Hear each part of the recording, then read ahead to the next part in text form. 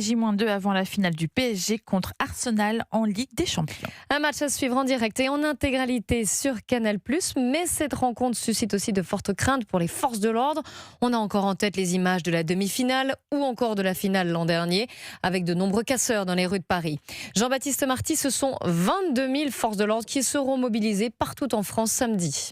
Oui, dans le détail, 8 000 policiers et gendarmes à Paris et dans l'agglomération parisienne, 14 000 ailleurs en France. Un dispositif exceptionnel. Le ministre de l'Intérieur, Laurent Nunez, entend anticiper tout débordement. On s'attend à ce qu'il y ait beaucoup de monde partout dans la capitale, sur les Champs-Élysées, autour du Parc des Princes aussi, où il y a une retransmission qui est organisée par le Paris Saint-Germain, et encore une fois dans d'autres endroits de la capitale, d'où la présence d'un gros dispositif policier mis en œuvre par la préfecture de police sous l'autorité du préfet de police. En plus des forces de l'ordre sur le terrain, des drones seront déployés. L'objectif est bien anticiper tout mouvement de foule. De nombreux arrêtés préfectoraux vont aussi être pris, comme l'interdiction de mortiers d'artifice.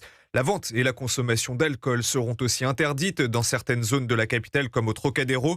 Des commerces ont d'ores et déjà reçu la consigne de fermer, notamment autour du Parc des Princes. Voilà, vous l'avez compris donc, une finale à haut risque et des débordements redoutés par les autorités. Jean-Baptiste Marty du service police-justice d'Europe.